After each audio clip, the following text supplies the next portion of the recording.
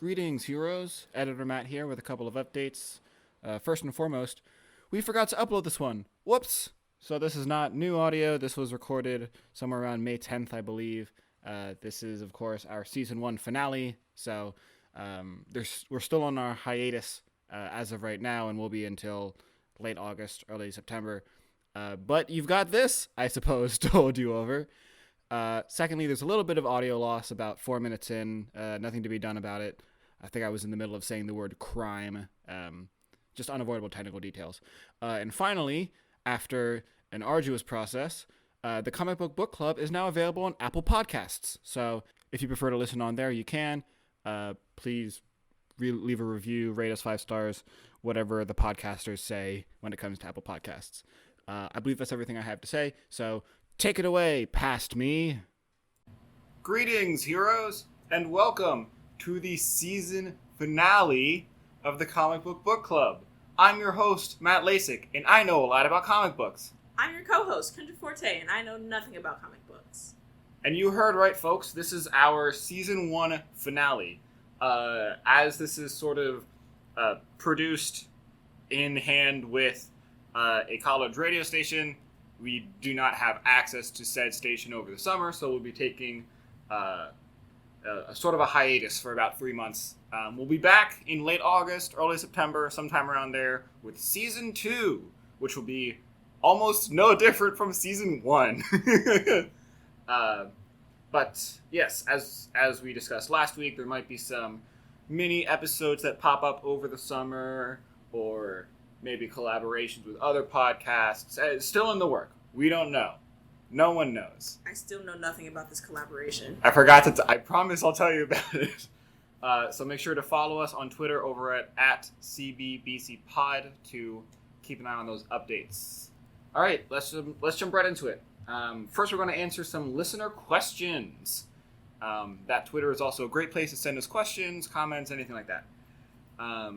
Let's see here. What are your thoughts on the new Invincible show? We answered that last week. Why is everyone so angry and angsty? Because that's how you make modern superhero work. I don't know. No one likes... modern audiences don't like seeing people being happy on television. Is this in regards to Invincible? Mm-hmm. I think most of it is because they're teenagers, and teenagers are just kind of inherently angsty a bit. Yeah, but all the adults are angry, too. Well, one is a Viltrumite, and the other is a wife to a Viltrumite, so... Yeah. I don't know. You're asking questions that are better asked for people that, like, analyze media. It's why like, Teen Titans was rebranded into Titans, and everyone was angry and angsty there. I don't know, because that's what's hot right now. How was Falcon and Winter Soldier? I haven't heard much about it. Did we talk about the show on an episode yet? I think we, like, kind of sprinkled in our thoughts here and there. Did we? I feel like we did. Hold on, I'm pulling... We had to, because you asked the same question to me last week, and I was like, yeah, we definitely talked about the finale. We did an episode where we talked about Falcon's comic origins. We did an episode where we talked about his stint as Captain America. I don't think we actually talked about... Did we talk about this show? Did we do that last week? Professionalism. That's what's important here. It's the name of the game. It was alright. It's like standard Marvel fare. It has the problem that's present in, honestly, too much superhero media nowadays, where, like, the villain has a very serious problem with how the world works, but they, like, commit some heinous crime thing in their way of fixing it. So the hero has a problem with their methods, but not really their beliefs. And then by the end of the story, the villain is defeated, but the problem isn't really fixed. So that's there. That kind of dampens the mood. It is very satisfying to see Sam show up in the finale episode as Captain America, and the suit is a very good, like, live action adaptation of the suit's design in the comics. So I liked that. Yeah, I don't know. It's got, like, a middling start. The low isn't great, but it kind of pulls up a little bit in the end in terms of quality. It's everything you love and hate about an actual Marvel movie, except this time there's more filler. Yeah, it's like an average Marvel movie spread out across 6 episodes. So that would be, I don't know, half a thumb. out of our thumb scale. We're giving it half a thumb. 2 close fists. No thumbs up or thumbs down. It's just average. Let's see, what else we got?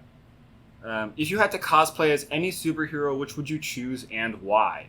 This is something that I put a lot of thought into because I'm a freak. Do you want to go first? Give me a moment to think about it. I'll go first then. Okay. So Red Robin, because Tim Drake is my favorite Bat Family character. Spider-Man, because then I don't have to show my face. Specifically, Spider-Punk, which is like the alternate reality version of him that wears like spikes and ripped denim and stuff, because I just think that's a cool aesthetic. And see previous thing about not having to show my face. Nightwing would be nice, but I don't have the hair or the physique to pull that off, because you need to be like tight to pull off Nightwing. Not really a superhero, but Link from the Legend of Zelda series.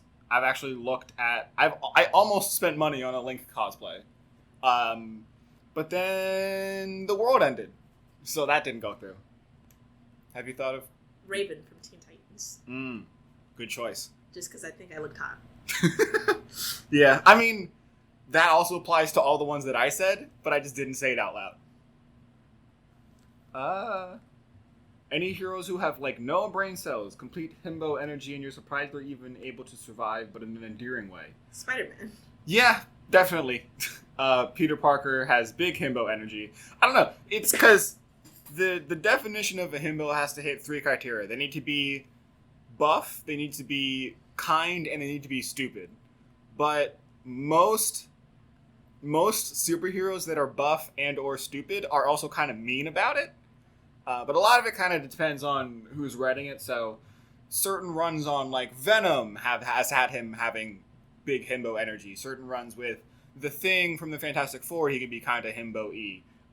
MCU Thor is big himbo. MCU Thor is my favorite himbo. The problem is that is not at all very true to his comic portrayals. Any of his I guess like some like there's some stuff that's kind of like a throwback to like when Thor was a young god back in like Viking era times when he would just kind of pal around on Earth, and that stuff's kind of himbo-y. But for the most part, not much himbo energy coming out of comics Thor. I'd say Superman kind of fits into that at certain times.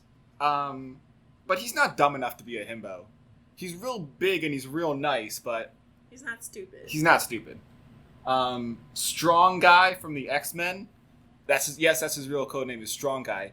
He was a himbo, but then his soul went to hell, and he just kind of became numb for a while, and then he got his soul back from hell, but after that he was kind of edgy because his soul had been to hell.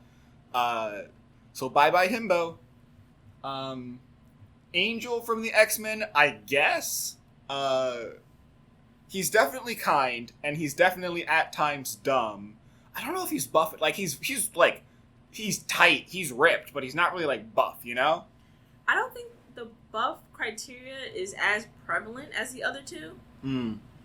Yeah, okay. In that case, then yeah, Angel from X-Men. Trying to think if there's any DC. Blue Beetle, the second one, Ted Kord.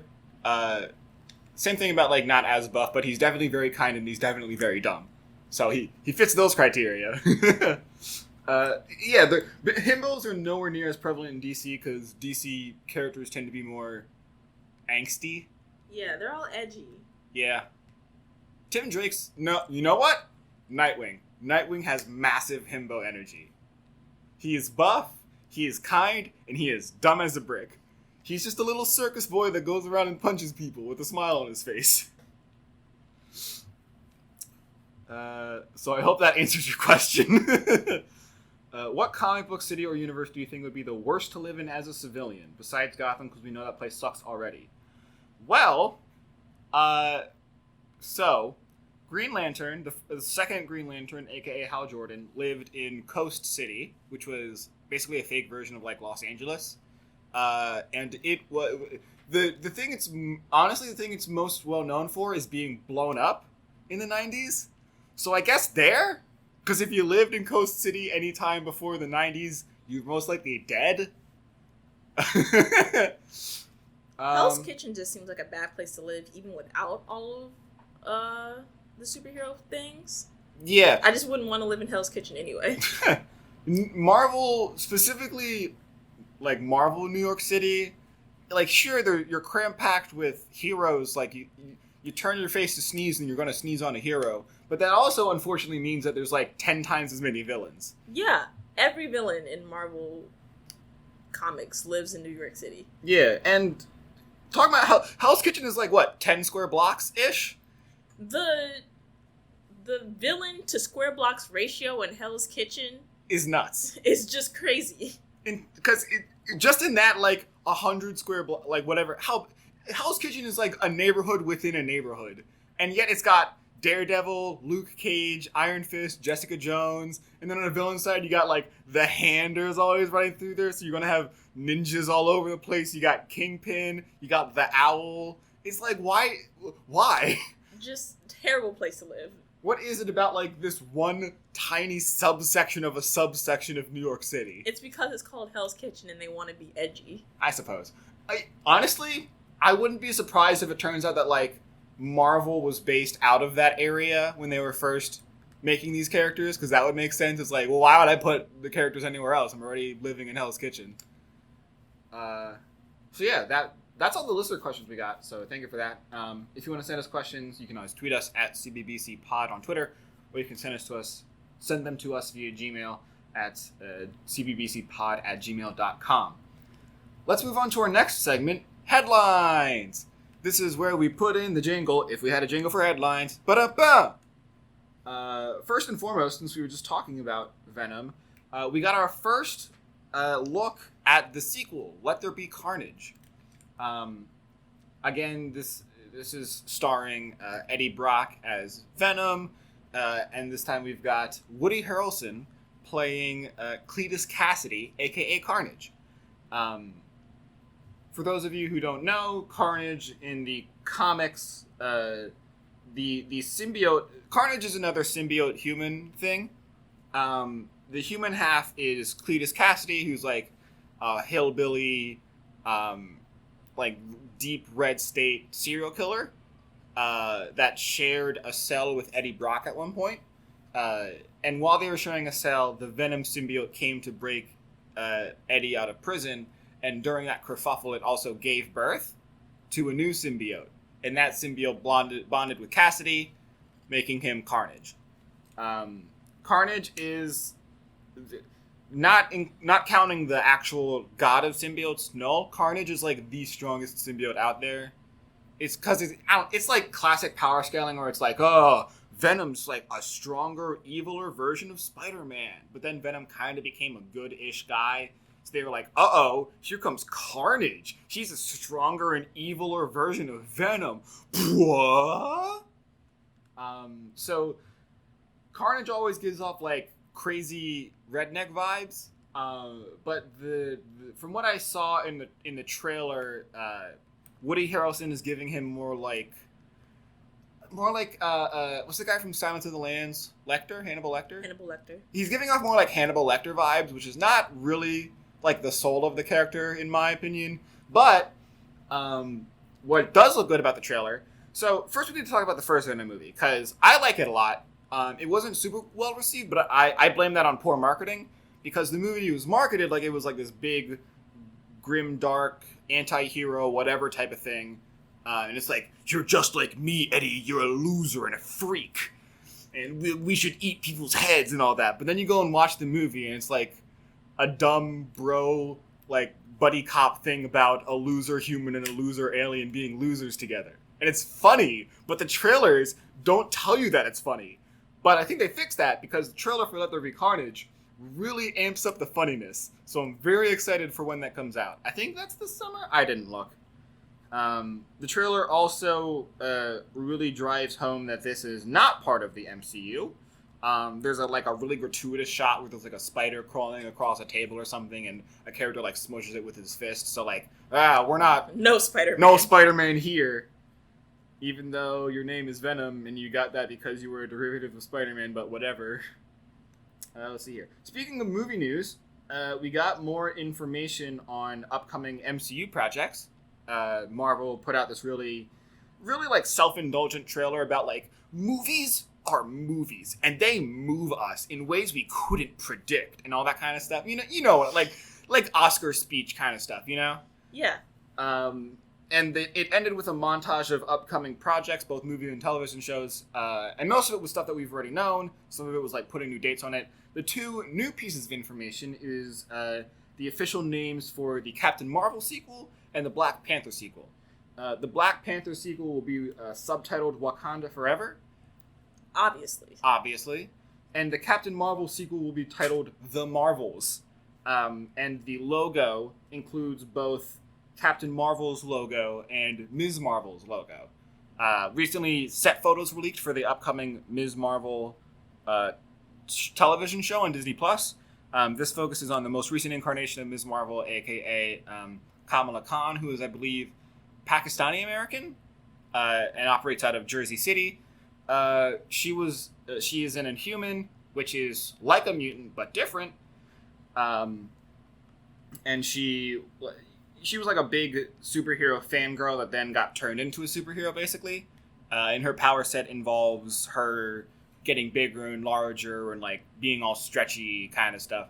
Like if Mr. Fantastic was a Middle Eastern girl living in New Jersey. But she's a real fun character. She was the focus of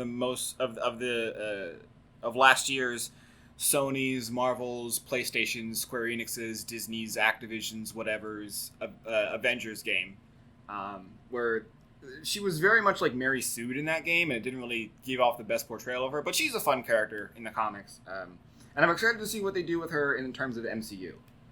Speaking of MCU, Disney has begun an Emmy campaign push for The Mandalorian, WandaVision, and Falcon Winter Soldier. The first two of those shows, I think, definitely deserve at least a nomination. Falcon Winter Soldier, however... It was just there. It showed up, it was a TV show. And then it left. It's like if the... I reacted to the same way if I saw a headline of, like, the newest spin-off of, like, Real Housewives of whatever, Seattle, Washington, or whatever, is getting pushed for the Emmy. It's like, it's the same reaction of, like, really? I mean, it was definitely a show and people watched it, but, like, an Emmy? Really? What else we got? Alan Moore, who longtime listeners would know is the author behind the Watchmen, the original Watchmen series, which we spent like 3 episodes on. Alan Moore has announced that he is leaving the world of comic books to instead pursue writing a 5-volume fantasy epic. The hell is an epic? He's writing a 5-volume fantasy epic, says Moore, quote, "I'm bursting with fiction." Whatever that means. Good for you, I guess. For those of you that listened to our episodes on Watchmen, you remember that we very heavily praised Moore's world building. So expectations are being set very high for this. I will definitely be reading it because medieval fantasy is like my favorite genre of literature, and I also just like Alan Moore's work. I don't think there's any real announcements of when that's coming out. 2024. So he's taking 3 years to write it. It'll be called Long London. I don't want him to fall into the same trap where he did in Watchmen, where he did world building just for the sake of world building. All of this extra stuff with no purpose behind it, just because he wanted to flex how good he was at world building. Well, I guess we will find out in 2024. Let's see, where else we got? Follow-up. So if you remember, for really long-time listeners of the show, a while ago, in an earlier headlines segment, we were talking about Robin, the most recent Robin, Damian Wayne, and how he had abandoned the Robin role and was like going off to do his own thing. And I said something like, "That'll never stick." Well, just this month, he's back. We've talked about this before. Yeah, but now he's got his own ongoing called Robin. And I think he left in, like, what, February? Something like that? Or was it sometime this winter? So they didn't even do it for, like, it was like 2 months that he was done with being Robin. Now he's just like, hey, I'm back. Don't worry about it, though. He's still not, like... He's wearing the Robin suit again, but he's still not, like, officially a part of the Bat family. So much so in that other Batman-related titles, there'll be, like, a throwaway line of, like, oh, we still haven't found Damian, by the way. He is, instead, pulling a Mortal Kombat. That means that he's off on some strange mystical island, getting involved in a one-on-one tournament to the death with other big kung fu fighters in the DC universe. Damian Wayne has not done anything to make me like him, so I have no cares about this. Mm-hmm. And that's very fair. It's very difficult to get you to like Damian Wayne. I think I did mention this the last time we talked about Robin, but I think it was I got it wrong last time, so I'm going to double check. But the two most recent runs of the Batman and Robin series were very good, and were also just very good at making you like Damian Wayne. By Peter Tomasi, who is one of my favorite Batman writers. He had a multi-year run on Batman and Robin that actually spanned like Flashpoint New 52, so much so that the New 52 Batman and Robin was basically just a continuation of his pre-Flashpoint work on the series, and that did make me actually care about Damian. So maybe I'll send you the link and you can read it out over the summer. But yeah, that's what he's doing in his own ongoing. It's also revealed in issue 1 of his ongoing that he likes reading manga. That has nothing to do with the story. Absolutely nothing. But it's there. What else we got? This is big news. This headline comes from IGN. Warner Brothers reportedly searching for a black director and actor to front new Superman movie. So that's like, this is like rocking the comic book world right now. And by rocking the comic book world, I mean that a lot of people on Twitter are getting angry about it. This would not be the first time that there has been a black Superman. Most notably, there are 2 different alternate reality Supermen that have been black. There's been Val Zod, who lives on New 52 Earth 2. He was sort of the successor. That's the word I'm looking for. He was a successor Superman after Clark Kent died battling Apocalypse and Darkseid and all that. And he served as Superman for a pretty long time. And then Calvin Harris, who lives on like Earth 20-something, I don't know, who in his universe is the president of America. And he's referred to as President Superman. Nice. Mm-hmm. I see a lot of people complaining like, oh, why like liberals, race bending, blah, blah. It's like, dude, he's an alien. Why do you like? It doesn't matter what his skin tone is. He's not even human. Why do you care? And it's not like this is replacing. As far as I know, this isn't a part of like the DCEU. So it's not like they're replacing. Well, I guess they are replacing Henry Cavill, but this isn't. I don't think tying into anything else. As far as I know, yeah, it's not part of the DCEU or the Snyderverse or whatever. It's going to be its own separate thing, similar to like the recent Joker movie with Joaquin Phoenix. It's just like, hey, here's a standalone Superman movie, and also he's black. I think that there's definitely room for that because what a lot of people don't really know is that OG Superman, like back in the 30s, was written as sort of an allegory for like the struggle of the Jewish people in the time, and he was written by a pair of Jewish American immigrants. So if you think about it, like it's all there. Like he's a refugee, one of his kind in a new, unfamiliar world, etc., etc. It's a pretty good allegory for like the struggles of any immigrant, and I feel like a lot of people don't really think about that. But Superman's an immigrant, so if you like Superman and you don't like immigrants, tough luck. I guess you just have very selective learning. But yeah, I think that it's definitely. I would be very interested in seeing that that what's the term I'm looking for? That story, I guess, that archetype updated for more modern struggles. So yeah, I'll be keeping a close eye on this story for sure. Now we're getting into Listicle time, which is where we run out of actual news at the same time that all of these comic book websites did, and we just look at dumb listicles. This one comes from Adam Insider. Reads, the 5 wildest comic book villains that absolutely need to be in a new movie. Coming in at number 5, Egghead. I'm showing the picture to Kendra now. This is lame. Yeah. I mean, all of these villains are lame. Egghead is from the Adam West 60s Batman show. So his whole thing is just egg puns. That's about it. He's lame. Nothing. That's why he's at the bottom of the list. Number 4 is Big Wheel. This is definitely one of the go-tos for when people make fun of comic books. Big Wheel appeared in exactly 1 issue of Spider-Man. I have read that issue. He was, like... his secret identity name is Jackson Wheel. Don't be suspicious. Don't be suspicious. I think he was slighted by a business partner or something. So he was like, I know how to get back to him. I'm going to build a big mechanical wheel with all of these guns and weapons on it.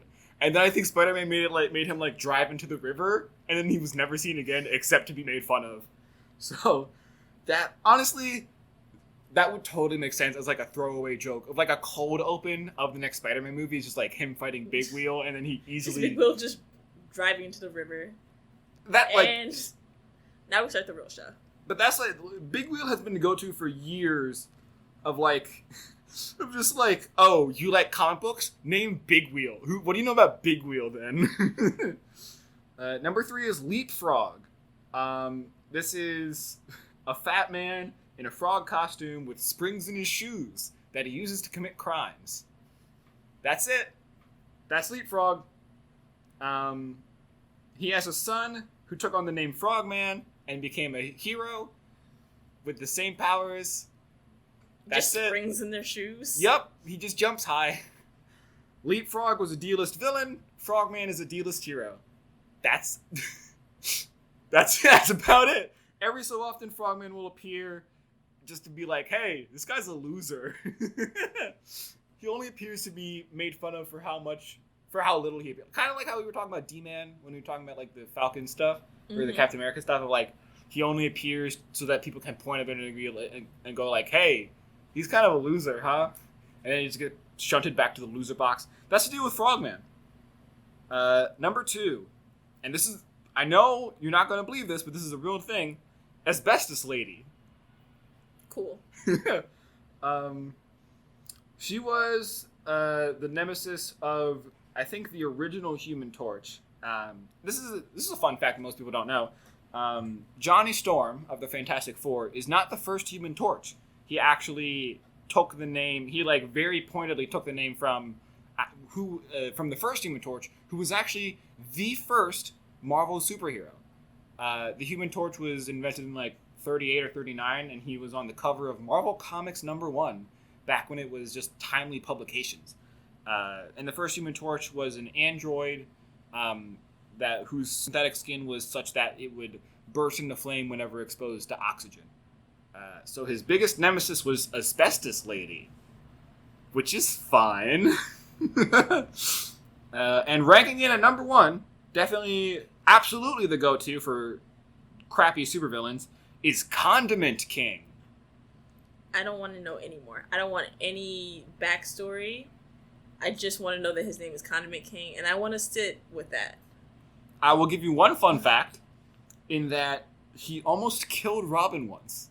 Good for Condiment King. Because the writers decided that Robin was deathly allergic to mustard. I knew it. So I think that was in Batman the Animated Series. There is an episode where, because Condiment King I think is exclusive to Batman the Animated Series, and he only shows up as a comic relief. But then there's one episode where he manages to hit Robin with his mustard gun, which is a gun that shoots mustard. And then Robin went into anaphylactic shock and almost died. I'll give you one more tidbit of information, and that is showing you his picture. He's got a pickle head. Mm-hmm.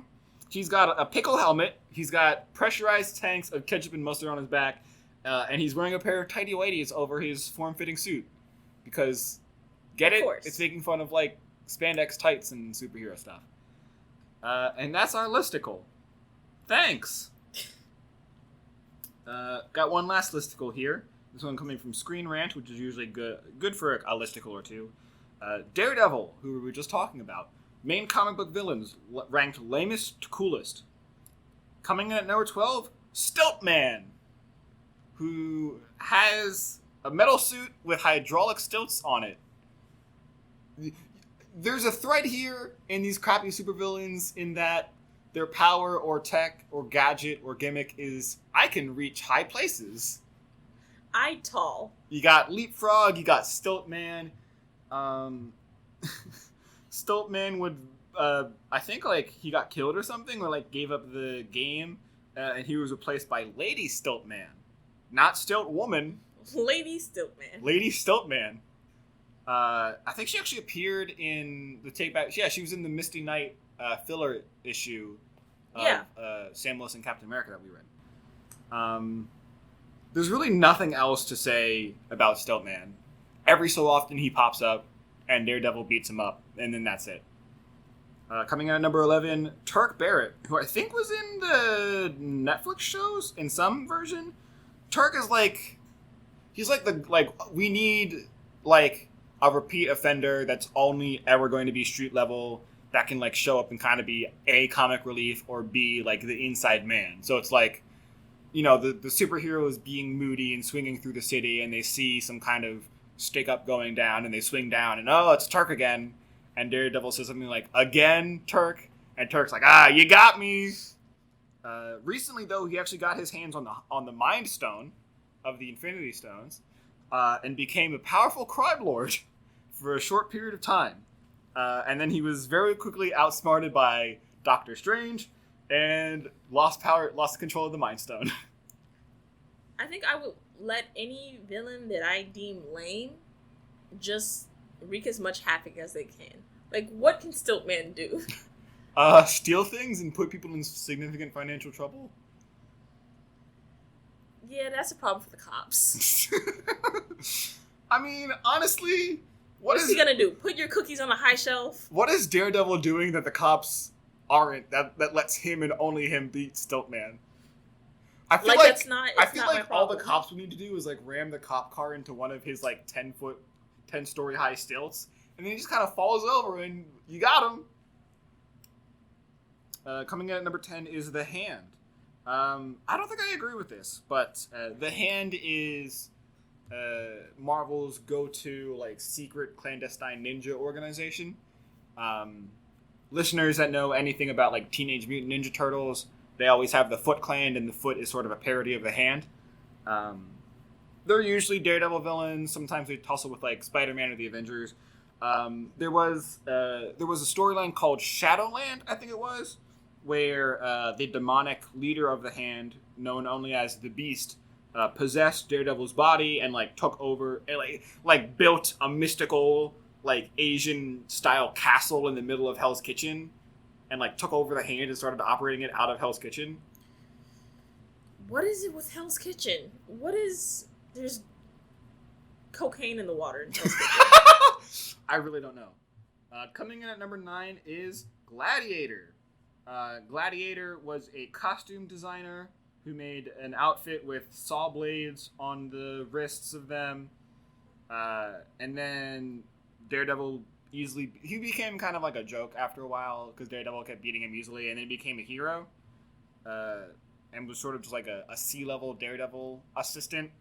And then he became a villain again. It just kind of flip-flopped back and forth. We love a girl who can't make up her mind. He also makes an appearance in the Netflix show. He doesn't ever put on the Gladiator suit, but the guy that, like, makes all of Daredevil's costumes is the same character. Okay. His name's like Melvin or something. Coming in at number 8, Mr. Fear. Mr. Fear is just Scarecrow from DC. except in Marvel now. That's it. Don't you love it when comic books borrow from each other? Remember when Deathstroke came out in the 80s, and then Marvel came out with Deadpool in the 90s, who was a clear parody of Deathstroke? And then in the mid-2010s, DC came out with Red Tool, who was a clear parody of Deadpool? Isn't this a fun world we live in? When you're like 3 layers of parody deep? I am offended for the Hand to be below Mr. Fear? Mr. Fear. I agree. That's why I don't like that. Coming in at number 7, Lady Bullseye. Similar to Lady Stiltman. Do you know... Bullseye is like in the top 3 of like Daredevil's biggest enemies. Bullseye is an assassin that like never misses and can use anything as a lethal weapon, blah blah blah. You get the deal. Is that one guy in that one movie we watched that one time? Mm-hmm. Okay. Bullseye was best known, I think is just best known for killing Daredevil's girlfriend once. That's about, or twice maybe? He might have 2 killed... separate girlfriends? I think so. Wow. And then at one point, Daredevil beat him so bad that he got paralyzed and had to be put in an iron lung. And he was replaced by Lady Bullseye, who is exactly the same as Man Bullseye.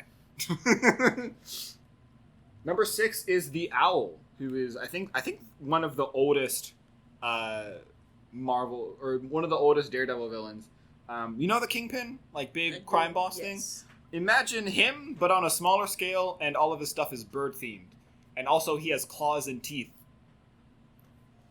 That's the Owl. Leland Owlsley. Yeah. He kind of looks like Wolverine. He's got the hair. He does kind of look like Wolverine. Yeah, he's a crime boss that also has owl powers, ? Which usually just means he's got like gross long fingernails and like fangs that he kills people with. Number 5 is the Punisher.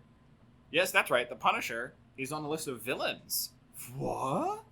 Fun fact, the Punisher actually first appeared as a villain in an issue of Spider-Man. He was hired by the Jackal to kill Spider-Man.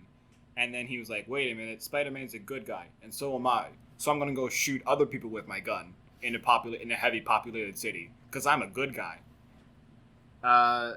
He wasn't really... The big defining moment for the Punisher was Frank Miller's run on Daredevil. This is the same Frank Miller that made The Dark Knight Returns, and Sin City and other things. In this run, Frank Miller really used Punisher as like sort of a direct foil for Daredevil, of like, this is what Daredevil is, but worse kind of thing. Really interesting stuff. Number 4 is Typhoid Mary. I love Typhoid Mary. Oh, you actually know about Typhoid Mary? No, I know about the real person. Oh. Wasn't Typhoid Mary just like a dirty woman that wouldn't wash her hands? She was a lunch lady. That wouldn't wash her hands? Yeah. Cool. Comics Typhoid Mary is a mutant with telekinetic and pyrokinetic abilities. And she has dissociative identity disorder, which is always fun when a comic book villain has a very common mental disorder. That's great for the community, I'm sure. It's the typical fare where, like, one identity is a good person and the other identity is a super villain, because that's how we should depict this to our impressionable audiences. I think the quote-unquote good personality even dated Daredevil for a while. So that's fun. I don't know. Anytime she comes up, regardless of how well she's written, I'm always just uncomfortably reminded of how common it is for a villain to have some sort of mental disorder that paints that disorder in a very bad way. Moving on. I was about to say like Harley Quinn, but being a psychiatrist is not a mental disorder. We could do a whole episode talking about the portrayal of Harley Quinn in various media. It's not good. Almost all of it is not good. It's gotten better in recent years, ever since they finally had her leave the Joker. But that was after like 30 years of poor portrayal, you know? Anyways, back to this Daredevil listicle. Number 3 is Elektra. Sometimes hero, sometimes villain, sometimes love interest. Elektra Nachios is an assassin of Greek heritage. She has been Daredevil's girlfriend. She has been leader of the Hand. I think she's currently operating under the name Daredevil because Matt Murdock is sitting in prison. She's been killed a couple times. She's been revived. She's been impersonated by Skrulls. This girl has been everywhere. And the whole time she's been very cool and slick about it while killing hundreds. But she's currently she's on an upward tick in terms of morality. She's like trying to be good and non-lethal and stuff and like protect Hell's Kitchen while Matt is doing prison things. So yeah, I think number 3 is a good place for her. Number 2 is Kingpin, the go-to Daredevil villain, which is funny because Kingpin is was originally a Spider-Man villain, and I think in his most recent, right now he's been mayor of New York City for a couple years now in Marvel, which is fun having a criminal as mayor. I love it when reality and representation. I love when reality and comics intersect. But yeah, you don't need me to tell you about Kingpin. Go watch the Daredevil Netflix show. It's got the best portrayal of the Kingpin. Oh, love Wilson Fisk. He makes season 1. Absolutely. And then number 1 on this list is Bullseye. Man Bullseye, not Lady Bullseye. As I said earlier, he's this psychotic assassin, never misses, mass murderer, killed 2 of Daredevil's girlfriends. He killed an entire New York City block. Even when he was in an iron lung after getting the crap beaten out of him by Daredevil, he still managed to mess with his life. Truly incredible villain. And that is headlines. Let's do some prep work for our summer reading assignment. That being Crisis on Infinite Earths. And let me just pull up some information on it. Crisis on Infinite Earths was not the frickin' Arrowverse event, the actual comic. Thank you. Crisis on Infinite Earths was published from April 1985 to March 1986. Written by Marv, Wolfman, and art by George Perez, which is the same duo that made that did the Teen Titans run that has been adapted into 3 different television shows by now. Wolfman and Perez were the powerhouse of DC in the 80s. They were they were everywhere doing everything. So to explain the lead up to Crisis, we need to take a quick dip into the background of the DC multiverse. So we're going to repeat some stuff that we talked about in one of our first episodes, I think 4, called Crises and Robins and Timelines Oh My, or something like that. My favorite episode. It's a pretty good episode. Audio quality isn't really up to snuff compared to how we do it now, but it's all right. So in what we call the Golden Age, this was back in the 30s and 40s, when superheroes were basically being invented. There were 101 publishers. You couldn't walk 5 feet without tripping over a new superhero. And it was in this time when DC was putting out Superman, the original Batman, Jay Garrick as the Flash, Alan Scott as Green Lantern, the first Atom, all these different characters. Over time, the superhero craze kind of died down, and come the late 50s, early 60s, DC decided to sort of revitalize the genre. For characters like Superman, Batman, and Wonder Woman, they just reintroduced them with the same backstories, the same portrayals, the same everything. But for their smaller characters like the Flash and Green Lantern, they introduced new characters with different names, different backgrounds, and slightly different power sets. So instead of Jay Garrick as the Flash, we had Barry Allen. Instead of Alan Scott as Green Lantern, we had Hal Jordan. Eventually, they would establish within their canon that these older characters still existed. They just existed on a separate timeline. This would eventually be called Earth 2. There's a very famous cover of Flash comics that shows the 2 different Flashes racing to save the same person. It's called Flash of Two Worlds or something like that. I'm sure if I showed you a picture, you would recognize it because it's been recreated numerous times. Now, at this point, DC had also acquired many of the other smaller publications that were putting out superheroes back in the 30s and 40s, like Fawcett Comics that made Captain Marvel, or Charleston Comics that made Blue Beetle, Peacemaker, Captain Atom. And for each of these publications that had been acquired, they had been given their own separate timeline, separate like sub-universe within the greater DC multiverse.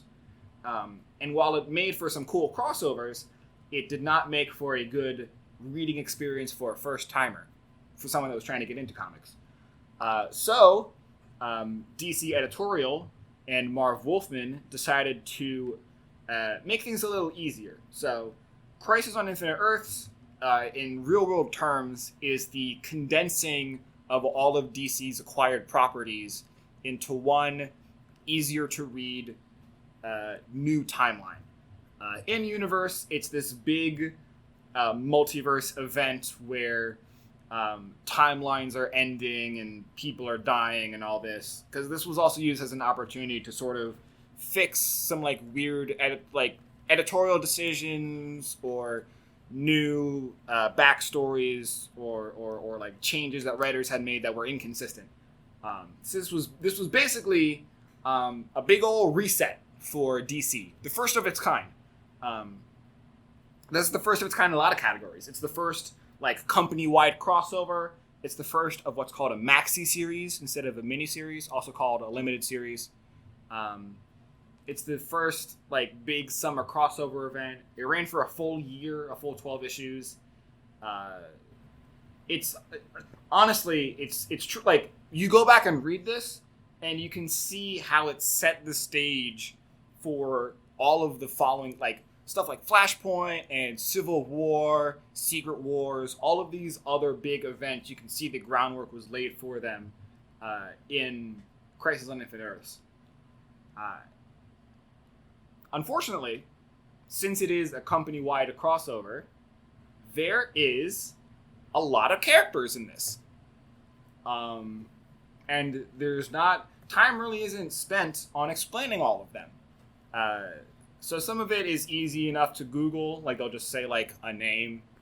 And so you can go like, oh, I'll go and look up what that character is. But some stuff is not really made clear. So... Before we read this over the summer, I want to take some time to sort of lay some groundwork for returning characters, because there are some new characters in this, like the Monitor, Anti-Monitor, Harbinger, Pariah. They're given time to sort of explore what they are because they're brand new. But some of these characters, especially some of the multiverse characters, just aren't really explored very well. So, Earth 1, Earth 1 is what you expect to find for like mainstream DC stuff. So you've got Clark Kent Superman, Bruce Wayne Batman, Wonder Woman, Barry Allen as the Flash, Hal Jordan as Green Lantern, the Justice League, etc., etc. Earth 2 is all the Golden Age versions, and they are aged appropriately. So they're, they've got white hair and wrinkles. That's where you'll find Jay Garrick as the Flash. That's where you'll find Alan Scott as Green Lantern. That's where you'll find an adult Dick Grayson still running around as Robin, along with Helena Wayne, who's the daughter of Bruce, running around as the Huntress. Earth 3 is where you've got like the evil versions, the Crime Syndicate. So that's where like Ultraman, Owlman, and Superwoman are the premier criminals, and Alexander Luthor is the premier superhero of that world. Earth X, I think it's called, is like a what if the Nazis won World War II. It's been revisited a couple times. That's where you'll find like Uncle Sam and the Freedom Fighters. Earth 4 is where the Charleston Comics characters reside. So the Question, Captain Atom, the Blue Beetle, basically the basis for Watchmen characters. What else we got? I think that I'm trying to remember where the Captain Marvel family live. I think it's like Earth Z or something like that. Frankly, it's a dumb name, but that's how there were hundreds upon hundreds of different timelines because they love just being like, this was back in the Silver Age. They loved just being like, ooh, what if we spent one issue exploring an alternate timeline where the Flash had a really big head? Wouldn't that be cool? You've also got Earth Prime. home of Superboy Prime, which is a pretty unique case, and they don't really spend. They would spend more time exploring it in stories after this, but not really in this one. Superboy Prime is the real world, in that there's no superhumans. There's comic books that tell these stories, but it's not home to any. It's the real world. So Earth Prime is supposed to be the real world, except for one Clark Kent, who is a young Superboy and is the only superpowered person on this on this specific timeline. And he makes an appearance, a pretty important one. I'm trying to really skirt around any big spoilers, but I'm very excited to cover this, mostly because it means I get to reread Crisis on Infinite Earths. I'm super pumped. Another thing is that it's got a pretty high death count, so don't go into this expecting to be all fun alternate timeline adventures. People gonna be killed, and it's not gonna be pretty. But there's a lot, there's a lot of stuff in terms of storytelling conventions that have been replicated. There's specific panels that have become so iconic that they've been replicated. I love this story so much, and I'm so excited to talk about it. It has been collected and reprinted so many times for so many different 25-year anniversary whatever reprintings. So it shouldn't be too difficult to find. I think I actually first read it just by going to my local library and seeing that they had it there. We'll be talking about that in mid to late August when we come back from our hiatus. If you want to reach out to us about anything, or if you want to keep an eye on updates or mini episodes that might come out, you can check us out on Twitter at CBBCPod. That's at CBBCPOD. You can also give us suggestions, give us questions to answer, give us characters that you want to know more about, topics that you want us to deep dive, anything. We would love to hear from you. You can tweet us, you can leave it in our YouTube comments, or you can email us at cbbcpod@gmail.com. That's about all I've got for our big season 1 finale. Do you have any closing words, Kendra? No. Fantastic. Thank you so much for listening. Thank you for standing by us with our weird scheduling issues. It really does mean the world to us that you guys are listening. I have been your host, Matt Lasik. I have been your co-host, Kendra Forte. And until next time, whenever that may be, Excelsior!